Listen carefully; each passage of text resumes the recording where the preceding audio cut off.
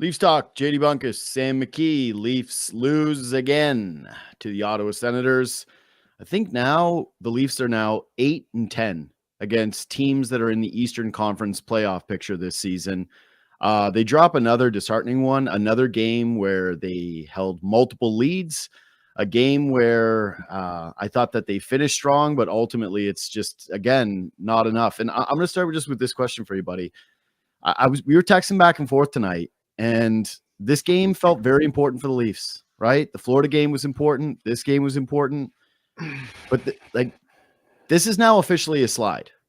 Oh yeah, Like, this is yes. This is officially a slide, but does it not feel like they're in the middle of one rather than that they're at the end of one? Yeah, it feels like the start. Is there any like cliffs nearby? Any 18-wheelers floating around right now? Like, this is a really, really tough stretch of hockey. I got this. I don't do mailbags on this show very often, but I got this tweet from Dwayne late in the third period. He said to me, "Watching these games just gets to be old. It's like I've watched the same game be played over and over and over. I look at my phone more often than the TV because it's just boring." It's just like, I honestly feel the same way. It's just every game looks exactly the same right now, where there's no, and I saw you send out a tweet about identity and we can get into that. Yeah. But I just don't know what it is I'm supposed to be rooting for them to do. I don't know what it is I'm supposed to be like, oh, now they're doing what I think they're supposed to do. This is like the thing. They're really got their game going now. Yeah. So, I don't know what it is. Well, like I just tweeted that. I posed the question, what is this team's identity? And I was thinking about it throughout the game, right? Because they spread out the talent. They start the game where they decide, you know what? Each guy gets a line. Nylander's going to have a line. Marner's going to have a line. Matthews is going to have a line. Mm-hmm. And on paper, that's supposed to be the identity, right? Is the Leafs can overpower you or overwhelm you with star power. But in a season where Austin Matthews isn't scoring goals on 5-on-5 unless a goaltender puts it right on his tape with an empty net, like that feels lacking. That doesn't feel like the identity of the team. I think it's supposed to be, and it's probably the main reason why they've failed in the postseason over and over, is that identity, that imprint that they're supposed to have has not showed up the way that it has in normal regular seasons. But again, like, you remove one of the guys from the equation in a meaningful way, and it feels lost. I would argue that throughout this season, the Leafs' identity was goaltending and the ability to protect leads, right? Yeah, like, would you agree with that? Like, ability to win tight hockey games and come out in the clutch. And over this stretch, that hasn't been there. They've blown leads in multiple games. So, like, if you break it down, and I'm not trying to be too over the top with this because it's an ugly series, and I know that it can be reactionary at times here, whatever. But it's like, okay, the Leafs are right now not an overwhelming star power team. The goaltending is good. I don't think that they're at fault for losing these games. I thought Stolarz was solid again tonight, but over this stretch, I wouldn't say goaltending has been the identity. It hasn't been otherworldly like it was in previous months of the season, where it hasn't been top 2 in the National Hockey League over the past little bit, like it was for long stretches of the season. Exactly. And you see what they look like as a team without that identity, right? To win close games and without elite goaltending. So it's like, they're not a blazing fast team, right?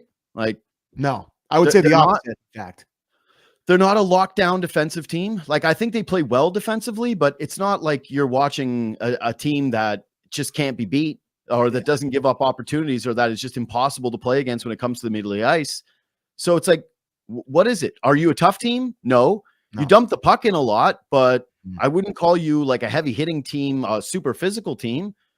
Like, what are you? Because I think that they're still searching for it. And some of that is natural coming out of a deadline, again, when you're adding new pieces to see like how they fit in. But when you have a core identity, it makes it easier for those guys to slot in, because they're not supposed to be carrying you, or you're not supposed to be deviating from fundamentally who you are. And again, I just don't know who these guys are. Yeah, I know. And the problem with this is you would really like this to have happened in January, end of January, start of February, maybe a little pre-Four Nations slide, where I know they went up and down a little bit, but this is by far the worst they've looked for a long stretch of hockey here. And I guess Yeah. how far would you go back here? I don't have the schedule in front of me, but they've got some wins clearly. Like, was it this even before that Sharks game they blew? They were horrible in that afternoon game against the Penguins. And then they blew that lead to the Sharks. And since they've blown that lead to the Sharks, it's been a complete tire fire. The thing that really worries me is, the opposite of a team that's getting hot heading towards the playoffs. They are doing the exact opposite. And what you watched on the other side there is a team who is a team on the rise. And now I believe, are they 4 points back of the third spot? I think they're 4 points back now of the third spot in the Atlantic Division, where you are in grave danger with the way that you're playing of slipping out of the top 3 spots in the Atlantic Division and potentially going down into the wild card to have to deal with Florida anyway if they win the division. So I think this, wouldn't that be something? We come on here a lot, and people accuse us of being reactionary, and I accuse myself of that too, because it's a post-game show. Oftentimes I wake up the next morning, I'm like, oh my God, what did I say? But if there's a certain button around here, like, I'm getting close to pressing, because this is ugly. It's not connected. There's no chemistry. Like, you'd think that this team hasn't played any hockey together. This core group of guys has been together for 8 years, man. And they look like they met each other yesterday. Their passing's not crisp. Their defensive communication is not very good. They're running around in their own zone every night now. Craig Berube, his seat, he got to get this back on the rails here. And he's been calm, and he's been, very, very, what's the word I'm looking for? Methodical with the media. And I know he's not going to go up there and scream them. He's just not going to do that. We've talked about that. But behind closed doors, they got to get this back on the rails in a hurry, bud. In a hurry. Like, you and I talked at the end of last show, like, hey, no fire and bluster before the games or after the games, but the accountability has to come with the line shakeup, which happens. And then they're chasing the game, and Marner, Matthews, Nyes, just like, they get right back together. Gangs right back together, which I think to a degree is understandable when you're trying to tie it up and it's a huge spot, whatever, instead of having the conviction of sticking with it. But that's not my major criticism of Craig. My biggest criticism, because I liked the line shakeup, I really do think they needed it. Me too. My biggest criticism is, like, they've been playing badly, and I know you're trying to keep things calm, but why are you always talking about how tired these guys are? I know. Like, why is Craig Berube so obsessed with being like, God, they're tired. We're tired. It's, buddy, did you see the schedule next week? They've got, I think, 5 games in the next 8 days, or something stupid like that. It sounds like me on the weekend. I'm tired, but I'm tired. You want to go for a beer after the show? I'm tired, but I'm just tired. 27-year-old professional athletes. Yeah, you know who else is playing a tough schedule because of the Four Nations? Everyone. Correct. Why the whole damn league? Why is it that every opportunity he's telling the media that these guys are tired and they're beat and they've had a tough go? It's like, everybody's tired. Everybody gets it. Everybody's been through the tough season. It's dark in Canada. Winter's tough. Again, this is what the money's for. You're in year 8. You're battling for a division. I don't want to hear about excuses right now from the coach about, they just get to sleep in their own bed. Mitch Marner's he was barking about it today. Like, oh, it's so nice to sleep in my own bed. Yeah. Okay, man. You know what else is nice? Getting paid like 11 sheets a year that most people don't when they get tired. So I'm tired of it. Like, I'm tired. I'm tired, Grandpa. Like, I don't want to hear any more about this. It's gone too far. So I think if you want to zoom in on, because I thought at the end of the game, the Stars they played a lot, and I thought they were buzzing, and it's about time that they do. But I think since the Four Nations, both Matthews and Marner's had some better stretches than Matthews has, but I think Marner here in these last 2 games that are 2 of the bigger games that you're going to have in the regular season, considering the stakes, considering what's happening. You come home from a road trip, you're in front of your home fans, all the stuff that's surrounding you. You're going into this summer. We don't need to go through the whole contract shebang. Okay. I don't want it. We don't have to do that tonight. But here's what I'll say. Yeah. You want to be the highest paid winger in the league? I got to notice you in a couple games that are the biggest for a team. Like these are two always been massive. I know, but it's different when you're in the midst of a high profile contract negotiation, and maybe that's affecting some of his play. Maybe that's why he's fumbling the puck and he's turning the puck over at every juncture here. Like how many brutal turnovers again tonight where he's fumbling it and he's not decisive on the power play at the end of the game. He gives Claude Giroux a breakaway off a horrible little touch pass. Yeah. It's like, hey man, you want to pay with the big boys here. You want to be in that, then prove it. And 100%. Tonight 100% was agree. not a good enough night. It's Saturday night. It's the Battle of Ontario. It's everybody's got all eyes on this. You guys are scuffling. You're supposed to be part of the leadership group. Pull them out of it. Yep. I thought the only Leaf that elevated his game tonight was Nylander. Like Nylander had his moments. He has the beautiful goal. I will say this for Marner is like, he does make that one brilliant interception, a little spinorama pass to Nyes. And if Tavares hits an empty cage, maybe it's a bit of a different night, but you're right. Like there were some bad puck bobbles and it's a matter of, and it's the same thing that I like will tell anybody that's just, it's the idiot test, the brand new person test. If you sat down and you watch this hockey game, right? Or the last hockey game, any hockey game, it's like, you should be able to know who pops. Like I talked about this with soccer. Like I was new to soccer. I've never watched a ton of it throughout my life. But when you watch Team Canada, you just immediately notice Alphonso Davies, right? You're like, oh, this guy's different. You watch him play for Bayern and you go, oh my God, this guy's different. He stands out to me. I don't need to be a soccer genius to be able to understand that this guy plays the game at a different speed. And in a night like this, and in a game like this, where your stars need to step up, you want to feel like, oh, that's clearly the best player, right? You wouldn't be able to say that for Marner tonight. You wouldn't be able to say that for Matthews tonight. You could have said it for Nylander in stretches and been like, wow, damn, this guy has like just a different level of brilliance to his game that he can get to. But that's what I'm talking about with the identity. And this is what's so frustrating with this team, just in terms of like, whatever. Again, I don't want to get into big picture stuff, but it's like, you're right. You're in a tough stretch. It's Saturday night. It's against the Ottawa Senators. They've had your number. You've got 2 leads and bang, bang, you're giving them all up. And then you have basically no response until it's 6-on-5. And I thought I got a good theory from a listener, like maybe it was late last week when I was talking about how they never score 6-on-5, still 2 goals all season. And I thought they were like way more dangerous tonight. There was a couple of opportunities that the Sens broke up some dangerous plays. But when you're playing your stars all 23 minutes a night, they're just skating. By the time you get to 6-on-5, get past that first like 30 seconds, how much lift do you expect them to have? It's a great point. And they play the whole game. So I did think that they were really good 6-on-5 tonight. Like you said, lots of chances and, could have dropped for them at any point, but it doesn't. And, the thing that jumped out to me, at what point was it on the power play or late in the third period where they had reunited? No, it wasn't. It was an even strength because it was Matthews, Marner, and Nyes. And that puck comes out in front. And Matthews is standing on the doorstep. And like, I mean, that's just automatic. Every other year, that's automatic. And his hand flies off his stick. And it's like, it's like, what is going on? Like, I don't want to make a cheesy, overplayed Monstar joke, but like, he can't even hold on to his stick. What is happening? I think I'm so happy that we have this chance because it's like, what is going on?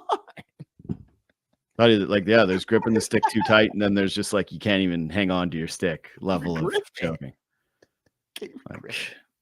I thought for a second again, I'm like trying to find the silver linings with things. When Allmark fumbles that puck, like still don't exactly know what happens. I think it like bounced on a little bit, and then he just panics and he doesn't see Matthews coming down the wing and puts it on his tape, and he scores with Domi just sitting in the net.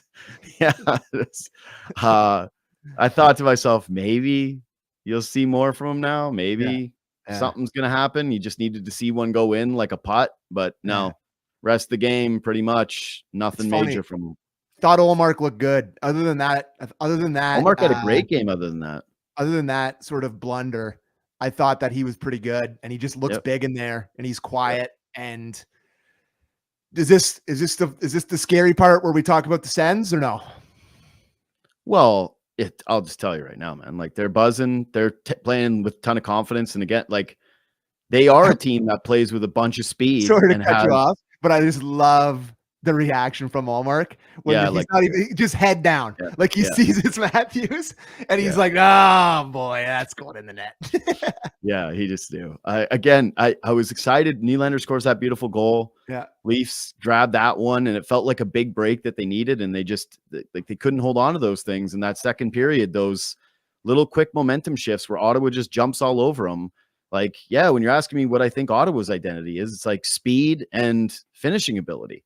And now they've finally got a goaltender, right? Like they've just got a bunch of different guys who are scary, who can move and who can finish. I was shocked by the blue line stat for them where I was like, holy crap, okay, you're worse than the Leafs in terms of getting contributions from that end. But because, Sanderson feels scary too. But yeah, I don't know, man. Like, again, if you're being a prisoner of the moment, which is all you can kind of be with this, I feel like if the Leafs got into a postseason series against anybody today, they got no shot. Like, I don't care who you pick out of a hat. It's like they're dead meat. So honestly, just play Tampa, like, or whoever. Like, maybe you can go in with the underdog mentality. I don't know. Maybe that's what'll work for them this time. Lose a bunch down the stretch, and then they go in with the underdog mentality, and they surprise people. I don't know. I'm searching. Hey, can I do a positive? Sure. I like Carlo. So do I. I like Carlo a lot. I think, he's not the problem. Definitely not. And I think he probably played around 18 tonight, which is just perfect for me for the amount that he plays.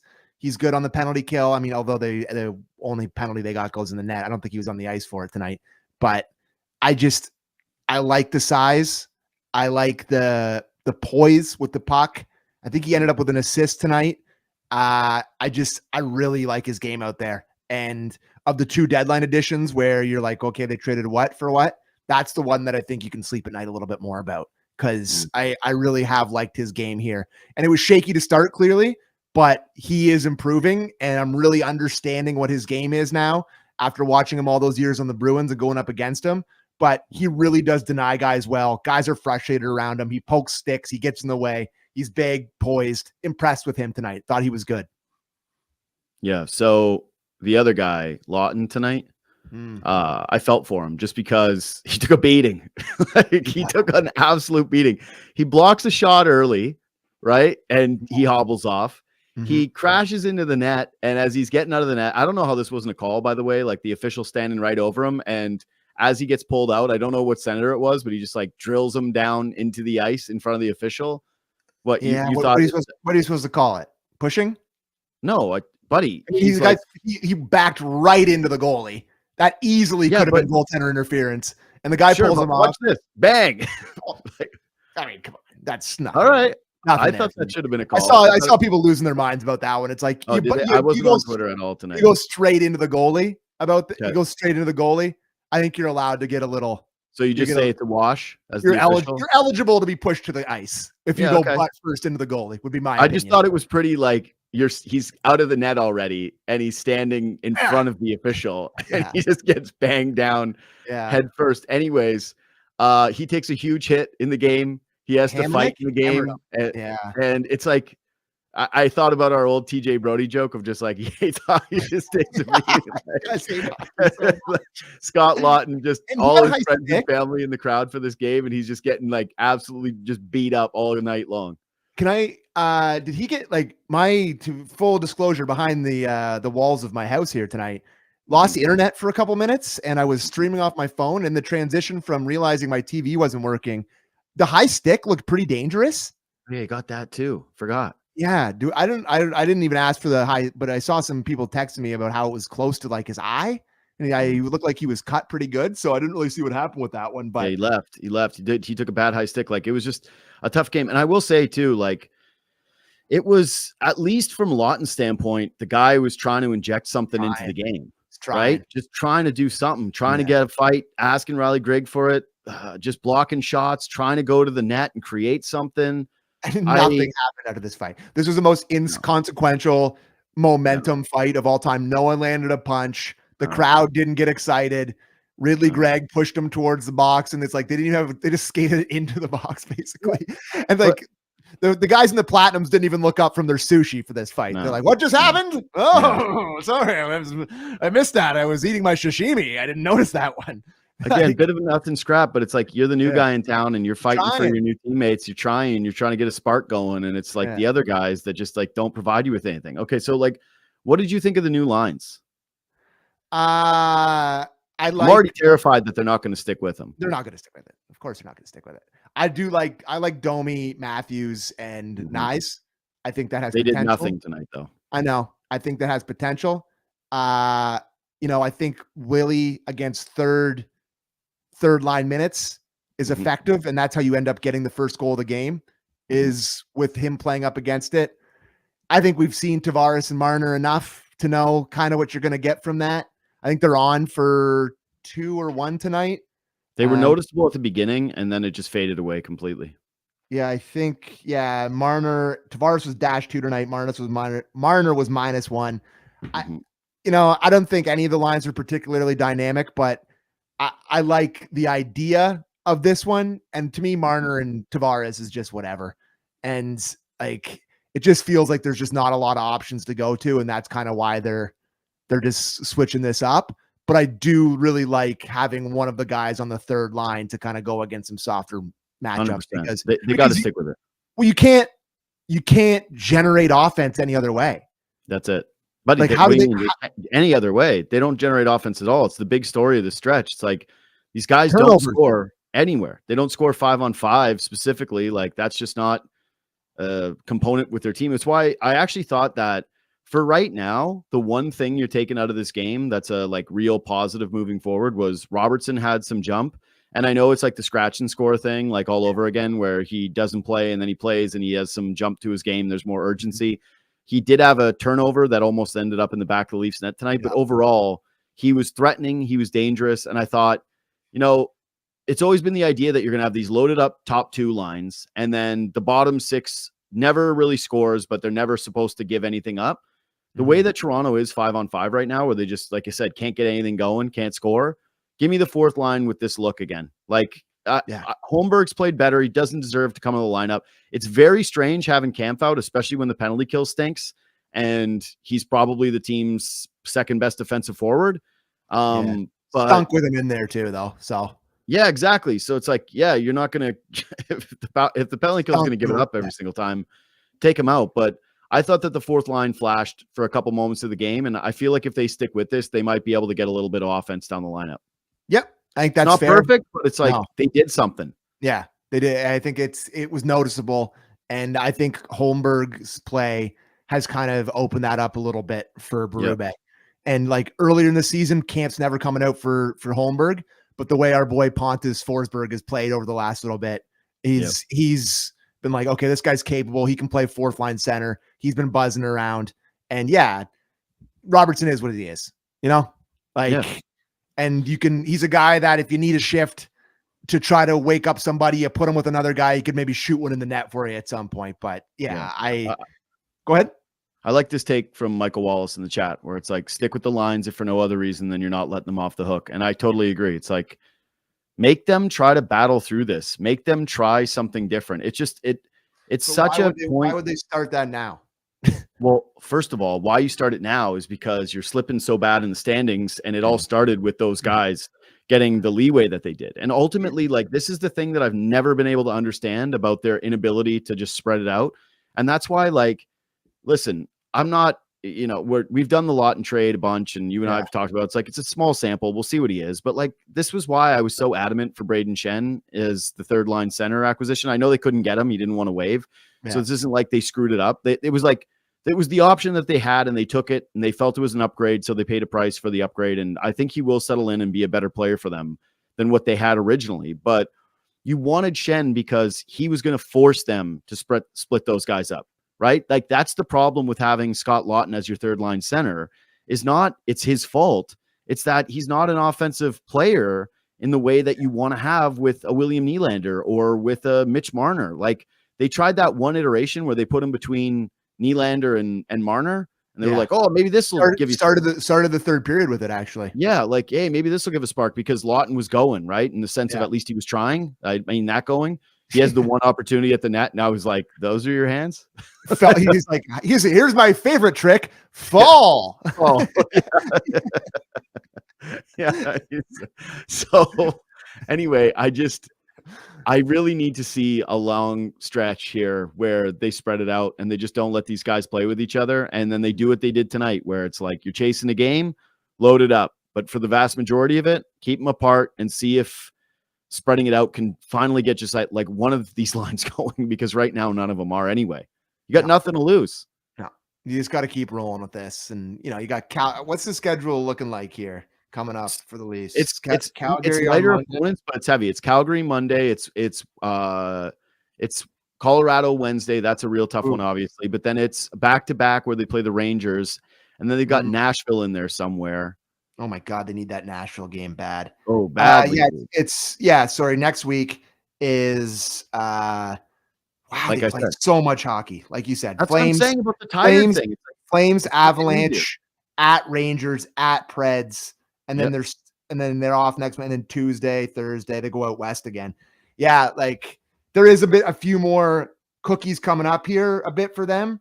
But the reason I bring that up, it's like, you got to start accumulating some points here. Like there's the bottom of the Eastern Conference. They're in the playoffs. Don't get me wrong. I'm not going over the top here, but like the other teams at the bottom are kind of hot. Like the Habs are playing great. I don't know if they ended up winning tonight, but like the Rangers are starting to play better again. Like don't screw around here. Like just don't screw around here. Okay. Like that's all I'm saying. You got to accumulate some points coming up. That's it.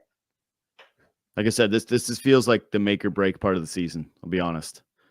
Like stretch here where it's a bunch of games. I know, but I think you got 16 games left, right? They played there. Yeah, that's right. Is that math right? So 16 games left.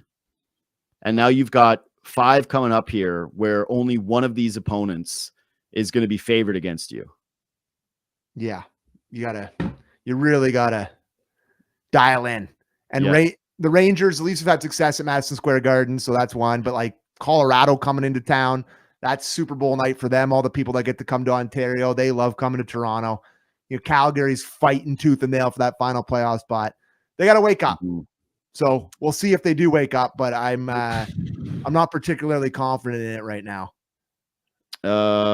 Honestly, I don't even really have too much else from this game because I just thought that they were flat for big stretches. I didn't feel like there was, like I said, any type of like momentum building shift to shift with this team. Yeah. I didn't feel like any line looked particularly great. I thought Morgan Riley looked like he struggled again. Yeah, I thought there was moments of this game where it was pretty good, where it was back and forth and the teams were playing hard. But just maybe midway through the second period, the Sens started to play way harder. Like it was like 10 shots midway through. Or did they go into the third with 10 shots to the Leafs? Yeah, the first period, the Leafs just like I was gonna say, like I don't really know how you can say that when like they didn't generate any scoring opportunities really. Like the first period, I think they finished with like 6 shots, 5 shots. Maybe it's second period. They got a gift.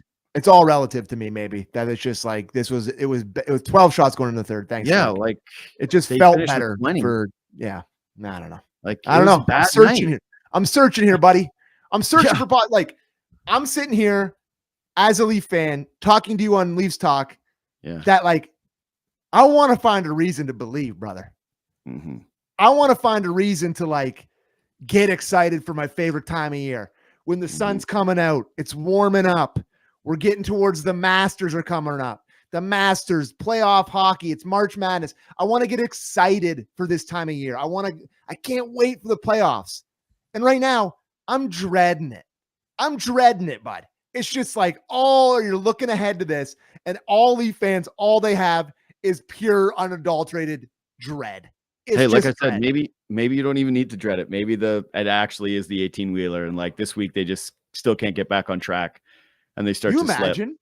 Yeah. You imagine? And I'm in Hawaii. Yeah. Honestly, if that happens, you can't come back. You just gotta live there. No, you gotta be saving Sarah Marshall. Or no. I'm gonna be forgetting Sarah Marshall. What was the first kid in the first season of White Lotus? Where the kid like stays in the boat with all the locals in Hawaii. Yeah, that's you. Yeah, swim out to the water. Yeah, you're I'm the original Argo.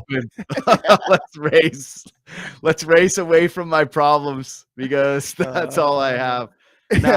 Like I said, you want to me, it's like like the excitement stuff I don't really care about until you're actually there. Like Yeah. I think ultimately the thing that matters with this is that they find that identity and that they look like they're coming out of something. And like we mentioned, what does it look like when they're going great? What is it that what is Toronto Maple Leafs hockey? When do you feel confident?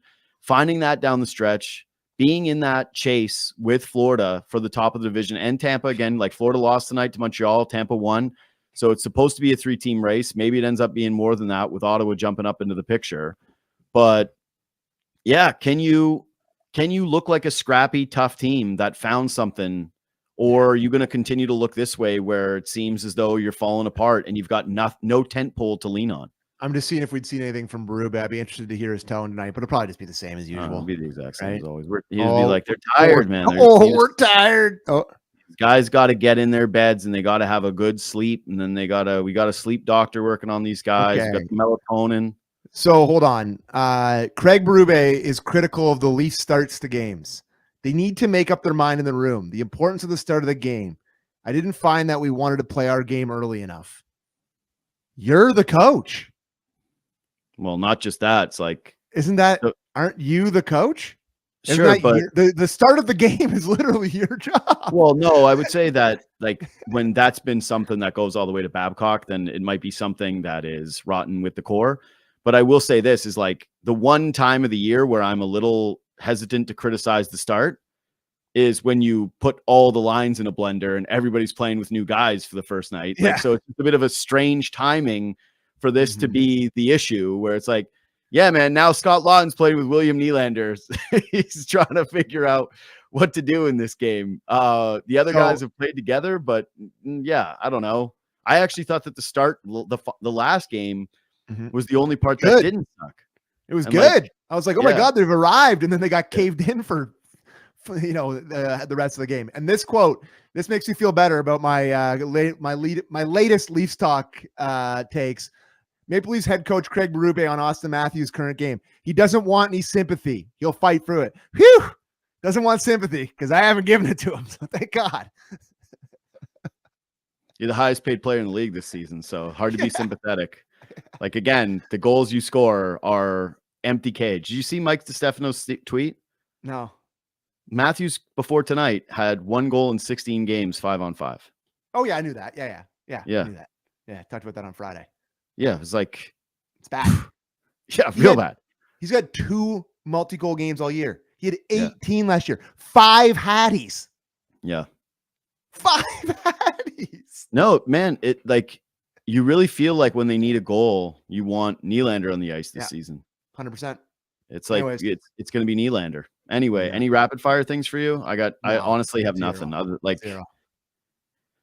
I will say this just quickly, like a short one. I don't know what the record is against Ottawa recently, but I feel like I can't remember Toronto ever beating them. 0-8, 0-9. When's the last time they won? It sucks. Yeah, it sucks. Like it finally feels like this rivalry has some juice and Toronto's supposed to be in the catbird seat. And like we're fearing the idea that the Sens could become the old Leafs where the Leafs are higher in the standings, but the Leafs lose in the playoffs. But it's like the Leafs are getting the worst of all worlds where it's like they lose to Ottawa and all that. Like Ottawa used to beat the brakes off of Toronto in the regular season. It was like Spezza, Heatley, Alfredson be like every game. Here's a graphic of all their points against the Leafs, 1 billion. And the Leafs finally get these guys. It was like Matthews at the beginning of his career was like the 4-goal night against Ottawa. Yeah. You're like, oh, he's going to put them in the torture chamber for his entire career. And over this stretch, it's like, could they at least win the regular season games against Ottawa? Could the fans in Toronto at least get to say something about these ones? Just feels like they're going to go like their first year in there. They're just going to go on a run. I don't know. I don't think they defend well enough. You don't think they get Tampa, go up against that team, older team, played a ton of hockey, gritty, in their face. And it's just like, I could just so picture it. And the Leafs just get waxed by Florida in the first round. I'll tell you too, though, like as I thought he was solid tonight, but like I just ultimately don't deep down believe in Allmark. Really? Yeah. Okay, that's fair. That's fair. He's Not an all-mark guy. And it's like as they gave up on him so that they could just pay Jeremy Swayman. He lets in 1 million goals every night. Like Swayman stinks. Yeah. He's only That's good a fair against the point. Leafs. Steve Ellicat on our show every Tuesday calls him that he goes to visit Dr. Season Off. So there's definitely that's looming for him where he just disappears. He's just disappeared for multiple games, multiple times this season. So that's looming with him too. But I liked him tonight, boy. And I've watched them a few times. He's been spectacular. Game against, I think it was, but they're also red hot right now. Like they're the like, Red Wings they played. He made 50 saves or something. He was unreal. So they're red hot. 7-0-1 in their last 8 sens. Yeah. So it's like, they're building off something as the Leafs just completely fall apart. And it's like worst time. Again, like I'm trying to figure out what it is for the Leafs that you feel great about right now. Like what's the thing you just like, oh man, this thing about the team right game's now. over.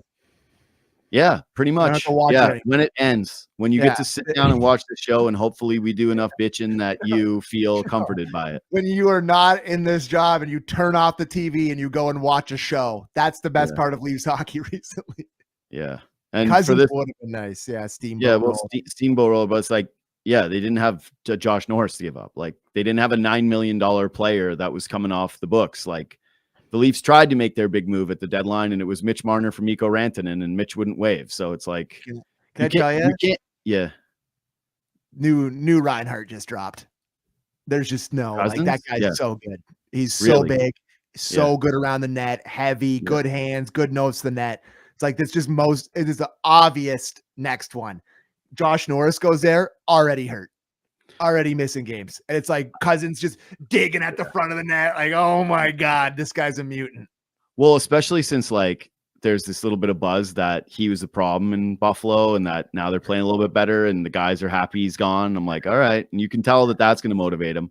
Definitely. But I said this on my show on Friday, but it is kind of funny that literally every Sabre has gone left and been amazing except for Skinner, who's just like the only one who sucks. That's got to be so embarrassing where everyone's like, man, you see all those Buffalo guys? Like they're so good around the league. And then Skinner's like, yeah. I have some of the secret sauce too, guys. We're all doing it together. Meanwhile, every Oilers fan, I wish you were Dylan Holloway so bad. God, dude, this is a nightmare for them. Yeah, Leafs and Oilers right now, just the Spider-Man meme. Torture chamber for these two teams. Yeah. Torture chamber. Anyway, all right. Anything else for you? No, let's go. All right. Hit the thumbs up. That's the one thing you can be positive about tonight is leaving a review, leaving a comment, following the boys on Twitter and Instagram at JD Bunkis, at Sammy McKee. Again, reach out anytime. We always like hearing from people, especially when it's positive feedback about the show or things that actually are topics that we talked about, not just like unsolicited hate. Less fond of that, but still it's interaction, I guess, in the chat. So fire it up. It's interaction on the tweets, gets people going, is what it is. Subscribe, review, do those things, and we will see you on Monday night after the Calgary game.